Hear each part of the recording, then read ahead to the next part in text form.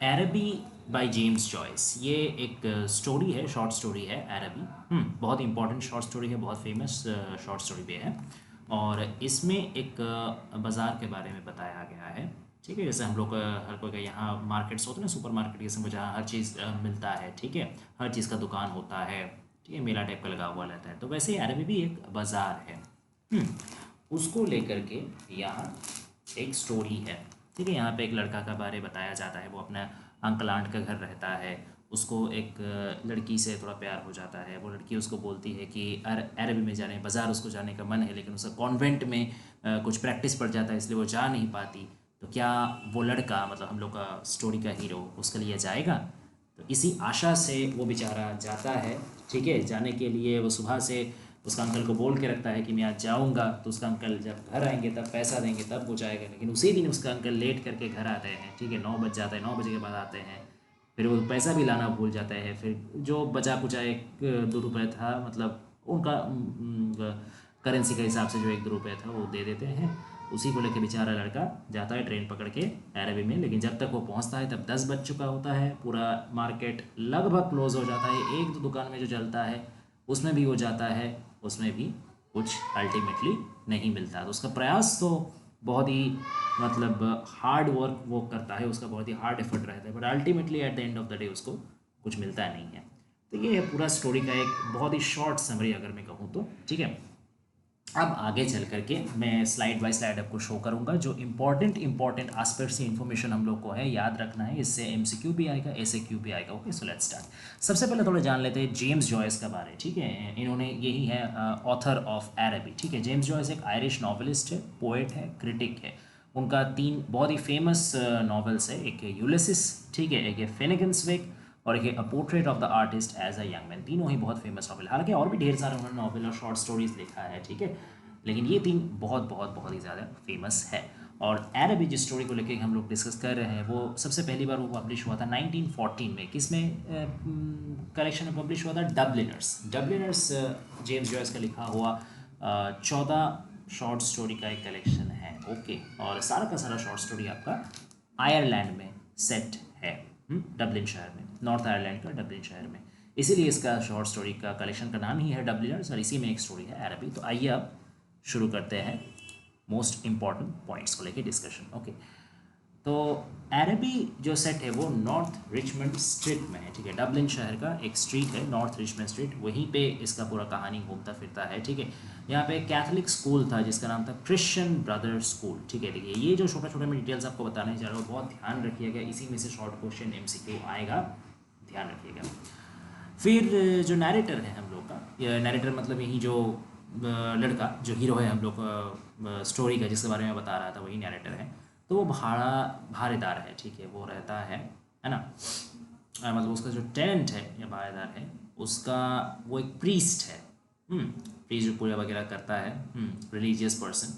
तो वो प्रीस्ट है, और वो प्रीस्ट बेचारा का मृत्यु हो गया था कहाँ पे? बैक ड्राइंग रूम में। ठीक है, बैक ड्राइंग रूम में मृत्यु हुआ था। और अब आता है बहुत ही इंपॉर्टेंट, मतलब जो इन्फॉर्मेशन है इसमें से सवाल बनेगा ही बनेगा, लिख लीजिए। ठीक है, 3 बुक उसने छोड़ के गया था। उसका जो प्रीस्ट था, जो टेनेंट था प्रीस्ट, उसने अपने मृत्यु के बाद 3 बुक छोड़ के गया था। तीनों बुक का नाम याद रखिएगा, आएगा ही आएगा सवाल में। The Abbot by Walter Scott, ये पहला बुक। दूसरा बुक है द डिवाउट कम्युनिकेंट, और तीसरा बुक है द मेमोयर्स ऑफ विडॉक। ओके, अब जो पीछे का गार्डन था, जो बैक गार्डन था, उसमें एक सेब का गाछ था। ठीक है ना, एक एप्पल ट्री था, कुछ झाड़ियाँ थी।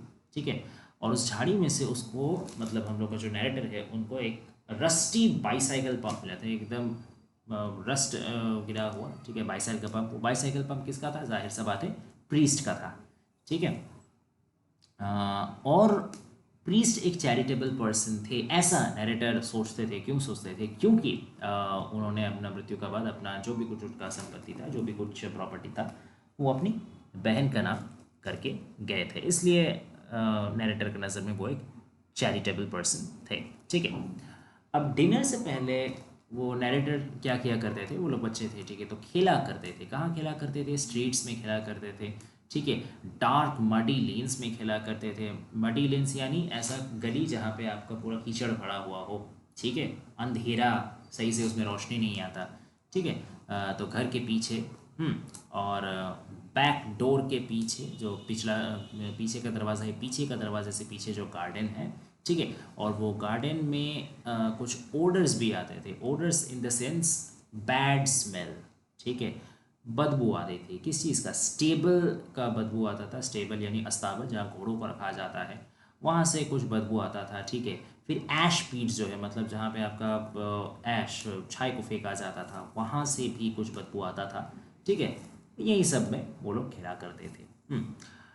फिर क्या है कि जैसे मैंने पहले ही बताया था कि अंकल और आंट के घर में ही पले बड़े थे नैरेटर हम लोग के, ठीक है। और नैरेटर का दोस्त काफ़ी सारे थे, उसमें से एक खास दोस्त था, उसका नाम था मनगन, ठीक है। अब मनगन की जो सिस्टर है, जो बहन है, उसी पे नैरेटर को प्यार आ गया था, ठीक है।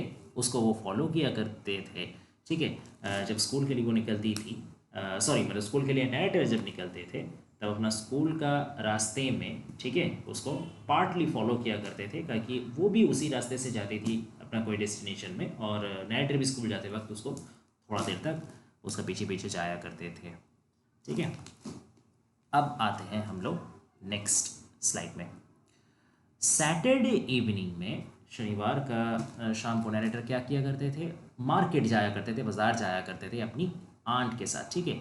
वो लोग जाहिर सा बात है, मार्केट में काफ़ी बिजी स्ट्रीट्स होंगे, ठीक है, मार्केट खाली तो रहता नहीं है, ऊपर से शाम का मार्केट और खाली नहीं रहेगा, सब कोई लोग आएंगे भीड़ करके खरीदने, है ना, बेचने, तो that's why the roads were quite busy.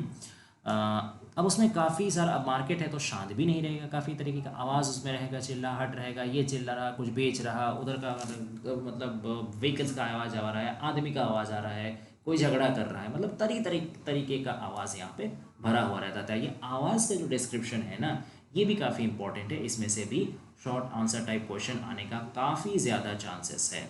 Okay, ध्यान से इस चीज़ को पढ़िएगा, दिमाग में बिठा लीजिएगा। ओके, तो किस किस का साउंड आता था? ड्रंकन पीपल, यानी कि आपका जो इंटॉक्सिकेटेड पीपल थे, ठीक है, उनका आवाज़ आता था। बार्गेनिंग वुमेन, यानी कि जो कुछ महिलाएं आपके बार्गेन करती हैं, ठीक है, कि नहीं इतना में नहीं लेंगे, मोलाई करती है, ठीक है, उन लोगों का नॉइज़ था, ठीक है। कर्सिंग लेबरर्स, यानी कुछ जो लेबरर्स लोग, जो वर्कर्स लोग, वो लोग कर्स कर रहे थे कि मतलब इतना उन लोग से परिश्रम करवाया जा रहा था, बेचारा वो लोग से और हो नहीं रहा था, तो वो लोग कर्स करते कि इतना हमसे खटा रहे हो, एकदम फालतू आदमी हो, ठीक है, ऐसे कर्सिंग लेबरर्स। और क्या, the loud chants of shopkeepers, जो दुकानदार थे ना, वो लोग अपने मतलब लाउड एकदम जोर से चिल्ला करके वो लोग अपना बोली रख लेते हैं। जैसे कोई कोई दुकानदार अपना प्रचार नहीं करता कि हाँ भाई आइए यहाँ से 10 का दो लेके जाइए, मेरा यहाँ सबसे फ्रेश एप्पल मिलेगा, वगैरह वगैरह, जिसका जो चैंट रहता है, तो वैसा वो ज़ोर से चैंट कर रहे थे दुकानदार, ठीक है। अब एक चीज़ और था, क्या था? Nasal chanting of street singers, ठीक है, जो स्ट्रीट सिंगर्स होते हैं, मतलब रास्ता में जो कुछ आपके गाना गाने वाले होते हैं, कुछ गायक होते हैं, वो थोड़ा सा नेजल चैंट, यानी वो लोग थोड़ा नाक में से अपना आवाज़ निकाल रहे हैं, थोड़ा सा किसी किसी का रहता है नाक में से थोड़ा वैसा सुर निकालना, जिसको नेजलाइज्ड टोन लगता है, ठीक है ना। और क्या वो लोग गा रहे थे, कौन सा ट्यून गा रहे थे, कौन सा सॉन्ग गा रहे थे, बहुत इंपॉर्टेंट है, इसमें से एसक्यू भी आ सकता है, एमसीक्यू भी आ सकता है। ओ डोनोवन रोसा, ठीक है, ये एक बैलेड है, किस चीज़ का बारे? नेटिव लैंड का ट्रबल्स का बारे, जो अपना स्वदेश है, जो अपना मातृभूमि है, वहाँ का उसका जो परेशानी है, उसके बारे ये है ओ डोनोवन रोसा। ओके, वो गा रहे थे, स्ट्रीट जो सिंगर्स है वो गा रहे थे। इतना सब कुछ झमेले का बीच, इतना केओस के बीच, इतना चिल्ला चिल्ली का बीच में भी हम लोग के जो हीरो है, जो नैरेटर है, उसका मन में टस से मस नहीं हुआ, जो चल रहा था वहीं चलते रहा, इतना क्या उससे भी वो डिस्टर्ब नहीं हुआ। क्या चल रहा था? The imagination of the girl, वही लड़की का मनगन सिस्टर, उसी का ख्याल, उसी का तस्वीर, उसी का बारे सोच दिमाग में चलते रहता था। और इसी कंटेक्स्ट में एक लाइन है, देखिए मैंने इसमें कोटेशन भी देके रखा है, बहुत ही इंपॉर्टेंट लाइन है, इस लाइन से रेफरेंस टू कंटेक्स्ट आ सकता है, एक्सप्लेनेशन आ सकता है, शॉर्ट आंसर टाइप क्वेश्चन आ सकता है, लाइन को भूलने का गलती मत कीजिएगा। I bore my chalice safely through a throng of force, यानी कि मैं अपना चैलिस को बहुत ही ध्यान से, पूरा शत्रुओं, फोज यानी एनिमी, ठीक है, थ्रॉन्ग ऑफ फोज यानी एक पूरा शत्रुओं का कतार था, उन शत्रुओं के कतार के बीच में मैं अपना चैलिस को बहुत सेफली लेके जा रहा था। यहाँ पे चैलिस इन द सेंस क्या कि उनका जो वो मेमोरी है, जो वो इमेजिनेशन है गर्ल का, उनका शत्रु कौन है? शत्रु यही सर कैओटिक नॉइज जो बार बार उनका मेमोरी को डिस्टर्ब करने की कोशिश कर रहे हैं। लेकिन बावजूद इन सारे डिस्टर्बेंस के वो बहुत ही प्यार से अपने मेमोरी को, अपने गर्ल के बारे जो सोच रहे थे उसको कॉन्स्टेंट रख के आगे बढ़ रहे थे। ठीक है। अब एक दिन क्या होता है, जैसे मैंने एकदम शुरुआत में ही बताया था कि एक वो गर्ल, वो जो लड़की है मैनगन सिस्टर, वो क्या करती है, वो नैरेटर को, हम लोग को जो हीरो है नैरेटर, उसको पूछती है कि हाँ आप क्या अरेबी में जा रहे हो, अरेबी द स्प्लेंडेड बाज़ार। वो खुद नहीं जा पा रही, क्यों? क्योंकि उसका कन्वेंट में एक रिट्रीट है। रिट्रीट क्या होता है? रिट्रीट होता है कि आपको हर चीज़ से, हर चीज़ यानी in the day to day जो भी आप एक्टिविटीज़ करते हो, ठीक है ना, उससे आपको परहेजी करना है। ठीक है, उससे आपको खुद को रिस्ट्रिक्ट करना है। ये एक तरीके का आप मतलब सेल्फ रेस्ट्रेन सिखाना कह सकते हो। ठीक है, जैसे मान लीजिए आप एक दिन के लिए पूरा मोबाइल नहीं चलाएंगे, ठीक है, बाहर कहीं घूमने नहीं जाएंगे, दोस्तों के साथ गपशप नहीं करेंगे, टीवी नहीं देखेंगे, वगैरह वगैरह जो भी आप करते हैं दिन भर, उससे आपका डेली रूटीन से एकदम ब्रेक करके कुछ रिलीजियस प्रैक्टिसेस कराया जाएगा, ध्यान वगैरह करवाया जाएगा, मेडिटेशन कराया जाएगा, कुछ प्रैक्टिस वैक्टिस कराया जाएगा, एकदम आराम से शांति से नॉर्मल रूटीन से ब्रेकअप करके एक अलग। तो क्योंकि उसका कॉन्वेंट में रिट्रीट है तो वो तो जा सकती नहीं बाजार, तो इसीलिए उसने नैरेटर से पूछा कि ठीक है आप क्या जा रहे हो, क्या आप कुछ ला सकोगे? मतलब वैसे उसने डायरेक्ट पूछा तो नहीं, जस्ट उसने पूछा कि आप जा रहे हो बाजार, है ना। तो फिर नैरेटर भाई साहब ने क्या बोला कि उसने तो बोला क्या, उसने तो प्रॉमिस कर दिया। ठीक है, उसका तो दिल गार्डन गार्डन हो गया कि अरे क्या बात है, खुद से आकर के बात की, और वो भी पहला एक ख्वाहिश मांगी है कि क्या आप जा रहे हो, तो कैसे नहीं जाएंगे, आपके लिए तो दिल हाजिर है। अरे भी तो बहुत छोटा सा बात है कि नहीं।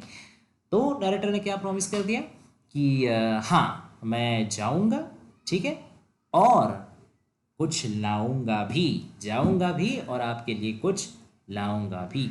तो उसने, नैरेटर ने संग संग वो क्या करता है, बिल्कुल देरी नहीं करता है, झट से जाता है, अपना आंटी का परमिशन लेके आता है कि आंटी मुझे क्या करना है, अरबी जाना है, आज तो मना मत करना। ठीक है।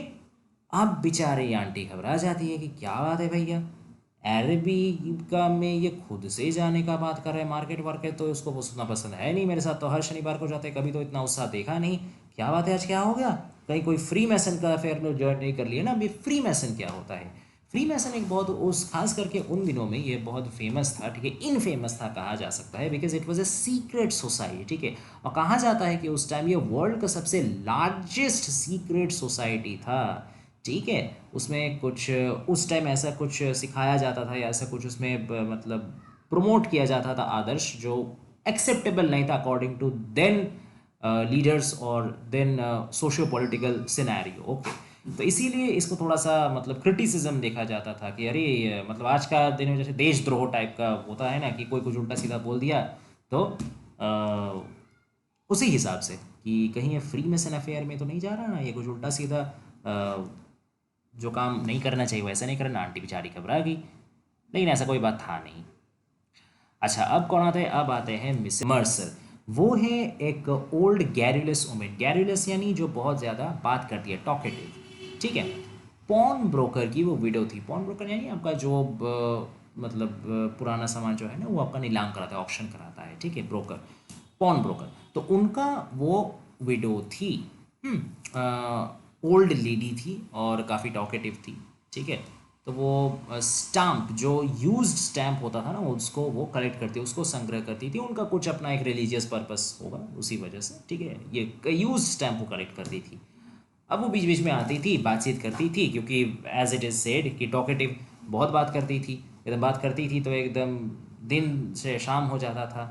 तो 8 बज गया, ठीक है ना, रात का 8 बज गया, और वो जाने के लिए उठ खड़ी हुई क्योंकि उनके लिए लेट हो जा रहा है। अब आप समझिए कि जो महिला इतना ज़्यादा टॉकेटिव है, जो जब बात करती है तो टाइम का पता नहीं चलता, उसको जब टाइम का पता चल रहा है और उसका लिए जब लेट हो जा रहा है, तो बेचारे हम लोग के हीरो नैरेटर का क्या हाल है। वो तो कब से तैयार खड़ा है कि मेरे अंकल आएंगे, पैसा देंगे, मैं बस दौड़ लगा के अरबी में जाऊंगा और मेरा बस चले तो पूरा अरबी ही उठा के लाऊंगा मेरी प्रियतमा के लिए। लेकिन अंकल तो आने का नाम नहीं ले रहे। बेचारा ये मिसेस मर्सर भी चली गई, नैरेटर बैठे हुए हैं। ठीक है, 9 बजे में आए अंकल साहब। ठीक है, अब वो तो एकदम पूरा तरस के बैठे थे हम लोग के नैरेटर। वो पूछे अंकल से कि हाँ भाई, एक तो लेट से आए हो, कोई बात नहीं, चलो पैसा दो झट से, मुझे जाना है, अरे भी जाना है दौड़ के। अब अंकल बोले जा भैया, हम तो भूल गए, ठीक है, I am very sorry, I forgotten. तो फिर उसने, उसका अंकल ने उससे पूछा कि हाँ भैया जा कहाँ रहे हो। उसने दोबारा बोला, तो बोला अरे कितना बार बोलूँ अंकल, पैसा तो दे दे, एक तो लेट आए हो, ऊपर से पैसा नहीं दे रहे हो, सवाल पे सवाल पूछे जा रहे हो, कुछ तो लिहाज करो, ठीक है ना। अब जब नैरेटर जा रहे थे, उनका अंकल उनको एक फ्लोरिन दिए थे, ठीक है, फ्लोरिन वहाँ का करेंसी है, तो एक फ्लोरिन दिए थे, जैसे हम लोग के हिसाब से 1 या 2 रुपए उस हिसाब का टाइम में होगा, ठीक है ना। तो वैसे एक फ्लोरिन अंकल दिए, क्योंकि पैसा लाना तो भूल गए थे, तो पॉकेट में जो भी कुछ था वो एक फ्लोरिन उठा के दे दिए। अब नरेटर जो भी मिला उसी से जा रहे हैं, ठीक है। जब जा रहे हैं तब अंकल एक पोएम रिसाइट कर रहे हैं, the Arab's farewell to his steed, ठीक है। ये है पोएम का नाम। पोएम का नाम ध्यान रखिएगा कि एक शॉर्ट क्वेश्चन आएगा कि कौन सा पोएम अंकल रिसाइट कर रहे थे, ठीक है। तो इसीलिए मैंने इसको यहाँ पे ऐड किया है। अब जो है नरेटर कहाँ गए, नरेटर को फ्लोरिन मिल गया, नरेटर दौड़े दौड़े जा रहे हैं कहाँ पे, बकिंगहम, ठीक है, रेलवे स्टेशन, है ना। फिर उन्होंने क्या करते हैं, एक थर्ड क्लास एम्प्टी कंपार्टमेंट में चढ़ते हैं, एक थर्ड क्लास ट्रेन का कंपार्टमेंट चढ़ते हैं, ठीक है। जैसे थर्ड क्लास मतलब वो बेकार नहीं, हम लोग बोलते हैं ना थर्ड क्लास माने वो नहीं, मतलब यहाँ ट्रेन के क्लास होते हैं ना, first class, second class, third class, तो उस हिसाब से ट्रेन का जो थर्ड क्लास कंपार्टमेंट है उसमें वो चढ़े। खाली था, जाहिर सा बात है खाली रहेगा, इतना रात में और कौन ही चढ़ेगा, है ना। वेस्टलैंड रो स्टेशन में काफ़ी जो आदमी थे वो लोग ट्रेन में घुसने का कोशिश किए, लेकिन जो पोर्टर्स थे, ठीक है ना, जो वेंडर्स थे, उन्होंने उन लोग को बोला कि नहीं भैया, ये आम ट्रेन नहीं है, ये स्पेशल ट्रेन है बाज़ार के लिए। जैसे हम लोग का यहाँ कोई स्पेशल ओकेशन में ट्रेन नहीं खुलता है आपका, वो होली के वक्त कुछ स्पेशल खुलता है, दिवाली के वक्त कुछ स्पेशल खुलता है, होता है ना, रथ यात्रा के वक्त कुछ स्पेशल खुलता है। तो वैसे ही यहाँ पर भी बाज़ार के लिए, अरब इतना बड़ा बाज़ार लगा है, तो वो भी एक तरीके से ओकेशन ही हुआ, एक फेस्टिवल ही हुआ, है ना। तो उसका वजह से उस बाज़ार को अटेंड करने के लिए स्पेशल ट्रेन है, तो भैया तुम लोग डेली पैसेंजर चढ़ो नहीं। स्टेशन का नाम याद रखिएगा, वेस्टलैंड रोड स्टेशन, जहाँ पे मतलब चढ़ने की कोशिश कर रहा था आदमी लोग। और नैरेटर कहाँ पे जा रहे थे उसका भी नाम याद रखिए, ये सब शॉर्ट क्वेश्चन के लिए इंपॉर्टेंट, में सारा गिन चुन के डाला है, ठीक है, सब याद रखिएगा, सबसे शॉर्ट क्वेश्चन आएगा। ओके, बकिंगहम रेलवे स्टेशन, ये दोनों कंफ्यूज मत हो जाएगा, अलग अलग है, ध्यान रखिएगा। अब फाइनली वो कहाँ रीच करते हैं, स्टेशन पे रीच करते हैं, लेकिन ऑलरेडी कितना बज चुका होता है, 10 बजने में बस 10 मिनट बाकी होता है, ठीक है। उनके सामने एक बहुत बड़ा बिल्डिंग था, बहुत बड़ा कॉम्प्लेक्स था, उसमें क्या नाम शाइन हो रहा था, क्या नाम जल रहा था, अरबी। यही था वो ड्रीम लोकेशन उनका, जहाँ पे उनको आना था, जहाँ पे उनको घूमना था, जहाँ पे उनको एक्सप्लोर करना था, अपना प्रियतमा के लिए चीज़ें लेनी थी, बट अनफॉर्चुनेटली कुछ ना हो पाया, है ना। अब वो क्या करते हैं, ढूंढते हैं, ठीक है। 6 पेनी एंट्रेंस, 6 पेनी एंट्रेंस है नहीं, मतलब जो एंट्रेंस में मतलब 6 पेनी दे करके घुसा जाता है, ठीक है ना, एक एंट्रेंस फी है। तो 6 पेनी एंट्रेंस ढूंढते हैं उनको, लेकिन मिलता नहीं है। तो आखिरकार उनको क्या करना पड़ता है, एक शिलिंग देना पड़ता है, शिलिंग भी एक करेंसी है, वो पेनी से ज़्यादा महंगा है, तो एक शिलिंग दे करके उनको एंटर करना पड़ता है, क्योंकि और कोई चारा नहीं है, घुसना तो है ना, एक तो ऑलरेडी देर हो गया है। अगर उसमें भी अभी पैसा देखेंगे तो जितना भी कुछ वो उम्मीद बचा है वो भी एकदम डिलीट हो जाएगा। तो क्या दरकार है भैया, चलो जाओ, कैसे भी करके भी अंदर घुसना है। और अंदर घुस के वो क्या देखते हैं कि लगभग सारा स्टॉल क्या हो गया था, सारा स्टॉल क्लोज हो गया था, ठीक है ना। अब जो मार्केट पूरा एकदम साइलेंट बैठा है, एकदम चुप से बैठा है, ये उस साइलेंस को, मार्केट का जो साइलेंस है उसको किस चीज़ से कंपेयर करते हैं, एक चर्च का साइलेंस से कंपेयर करते हैं। किस वक्त, जब सर्विस एंड होता है, मतलब चर्च में जो आपका प्रेयर वेयर वगैरह होते हैं, जो सर्विसेज रिलीजियस सर्विस होते हैं, जब तक वो होता है तब तक तो बहुत सारा कॉन्ग्रीगेशन रहता है, लोग रहता है, आवाज़ होता है। जैसे ही प्रेयर एंड हो जाता है तब कितने ही लोग बच जाते हैं चर्च में, पूरा चर्च खाली हो जाता है ना, पूरा साइलेंट हो जाता है। तो ठीक वैसे ही मार्केट जब तक खुला है तब तक तो पूरा आदमी है, कैओस है, नॉइज़ है, ये चल रहा वो चल रहा, है ना। लेकिन जैसे ही मार्केट बंद हो गया बस सब सुनसान, सब साइलेंट, ठीक है। फिर वो चलते हैं, चल के जाते हैं, एक ओपन स्टॉल रहता है उस वक्त भी, एक एक स्टॉल खुला हुआ रहता है, उस स्टॉल का नाम क्या है, कैफ़े चैंटन। बहुत ध्यान से याद रखिएगा, एमसीक्यू आएगा ही आएगा। उसमें वो क्या नोटिस करते हैं, कुछ पोर्सिलिन का केस वो नोटिस करते हैं, और फ्लावर टी सेट, ठीक है ना, मतलब फूल का नक्शा बना हुआ कुछ टी सेट और कुछ पोर्सिलिन का केस वो नोटिस करते हैं, ठीक है। अब वहाँ की जो लेडी शॉपकीपर थी, जो महिला दुकानदार थी, वो क्या कर रही थी, दो पुरुषों से वहाँ फ्लर्ट कर रही थी। ठीक है, क्यों? क्योंकि उसको जाहिर सा बात है कि मार्केट भैया हो गया है बंद, अब तो कस्टमर को आना है नहीं, तो बस अब मेरा फ्री टाइम है, मैं अब करूँ अपना काम, है ना। अब नरेटर हम लोग के भाई साहब जो हैं, उन्होंने एक वॉइस पीछे से सुना कि भैया जो लाइट है वो अब ऑफ होने वाला है। पूरा मार्केट में एक बेचारा एक ही शॉप तो खुला हुआ था, उसका भी लाइट अब ऑफ होने वाला है, क्योंकि लाइट जला के करेगा ही क्या, कस्टमर थोड़ी है, टाइम तो ख़त्म हो गया, है ना। अब नरेटर बेचारे हताश होके अंधेरे में चले जाते हैं। ठीक है, ये अंधेरा एक जो फिजिकल डार्कनेस है पूरा मार्केट का, उसको भी दर्शाता है, प्लस उनका जो हताशा है, उनका जो फेलियर है, उनका जो एक्सपेक्टेशन था, उसका जो ऐसे डिस्ट्रक्शन हुआ है, उसको भी दर्शाता है। और आखिरी में एक लाइन मैंने टेक्स्ट से कोट किया है, बहुत इंपॉर्टेंट लाइन है, रेफरेंस टू कंटेक्स्ट आ सकता है, एक्सप्लेनेशन आ सकता है, 5 मार्क्स का डिटेल्स एक्सप्लेनेशन आ सकता है, 2 मार्क्स का ऐसे क्यों आ सकता है, कुछ भी आ सकता है, बहुत इंपॉर्टेंट है, ध्यान रखिएगा। Gazing up into the darkness, I saw myself as a creature driven and derided by vanity, and my eyes burned with anguish and anger. ठीक है, तो डार्कनेस में, अंधेरे में जब मैं ऊपर देखता हूँ, गेजिंग मतलब एक ध्यान से देखना, जब मैं देखता हूँ, ठीक है, तो मुझे खुद को एक ऐसा प्राणी लगता है जो वैनिटी, जिसको कौन चला रहा है, वैनिटी, वैनिटी यानी प्राइड, अहंकार, मैं इस अहंकार से भर करके था, मैं इस अहंकार से चला हुआ था, ये मैं इस ओवर कॉन्फिडेंस था कि 9 बज गया है तो क्या हुआ, अभी भी मैं जाऊंगा और कोई ना कोई दुकान मुझे खुला मिलेगा ही मिलेगा, उसमें से मैं एक बढ़िया सा सामान पैक करा के लाऊंगा ही लाऊंगा। लेकिन क्या हुआ, expectation is not reality most of the time. ठीक है ना, और इसीलिए मेरा जो आंखें, my eyes burned with anguish and anger, ठीक है, गुस्से से और हताशा से, दर्द से वो जल रहा था। ठीक है, आग जैसा जल रहा था। ठीक है, उनका आंख में बेचारे का आंसू आ गया था, पानी आ गया था। क्यों? क्योंकि उनको गुस्सा भी आ रहा था कि वो नहीं कर पाए, जो चाह रहे थे वो नहीं कर पाए, और दर्द भी था कि मैं अपने प्रियतमा का बोला हुआ वादा पूरा नहीं कर सका। ठीक है, तो ये था पूरा शॉर्ट स्टोरी। इसमें से जो भी इंपॉर्टेंट क्वेश्चन था, शॉर्ट क्वेश्चन मैंने सारा आपको बता दिया, इसी में से आएगा, इससे बाहर एक भी क्वेश्चन नहीं आएगा। आशा करते हैं आपको पसंद आया होगा वीडियो, ऐसी और भी वीडियो में लाने वाला हूँ, तो please guys stay tuned, more videos are coming up. Thanks.